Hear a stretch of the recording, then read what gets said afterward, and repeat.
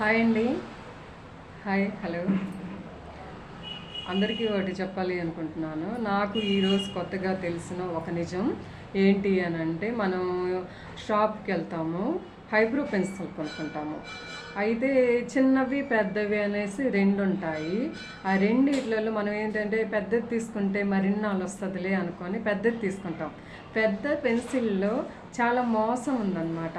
నిండుగా వస్తుందేమో అనేసి అనుకుంటాము ఆ బ్లాక్ లోపల. కాకపోతే అది బ్లాక్ అనేది నిండుగా రాదని నాకు ఇప్పుడే అర్థమైంది.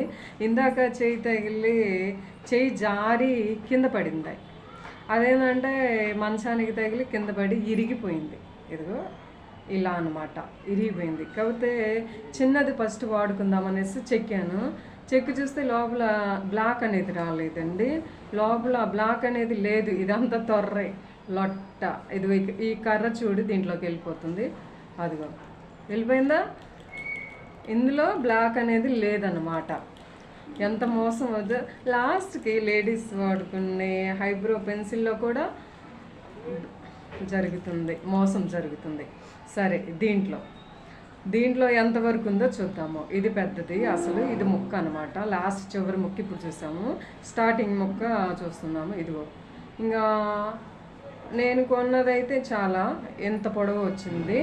కాకపోతే ఇందులో ఉన్నది ఏంటంటే ఇదిగో పెన్సిల్ మాత్రం ఇక్కడ దాకే ఉంది. ఇదంతా తర్రే ఇంతవరకే ఉంది అని అంటే, మనం పెద్ద పెన్సిల్ కొనుక్కునే బదులు చిన్న పెన్సిల్ కూడా ఇంతే వస్తుంది, దానికి నిండుగా వస్తుంది. నేను ఇంతకుముందు వాడాను చిన్న పెన్సిల్ కూడా, అది చివరి దాకా వచ్చేదాకా కూడా నేను వాడాను. అది లాస్ట్ చివరి దాకా కూడా బ్లాక్ అనేది ఉంది. దీనికి ఎంత మోసం చూడండి. ఏదైనా వస్తువు కొనేటప్పుడు ఎలా మనం టెస్ట్ చేయాలి అని అంటే, వస్తువు లోపల నిండుగా ఉన్నప్పుడు ఒక సౌండ్ వస్తుంది. ఇక్కడ సౌండ్ రావట్లేదు, ఎందుకంటే ఇక్కడ నిండుగా లోపల పెన్సిల్ ఉంది కాబట్టి. ఇది త్వరై ఏం లేదు. చూడు సౌండ్ ఎలా వస్తుందో, వినిపిస్తుందా లేదా? అలా ఉంటుంది. మనం ఏది కొనాలి అన్నా టెస్ట్ చేసుకోవచ్చు. ఎలా నిండుగా ఉన్న కూడా సౌండ్ వేరుగా ఉంటుంది, ఏమీ లేని కాడ సౌండ్ టెక్ టెక్ ఉంటుంది. చూడండి,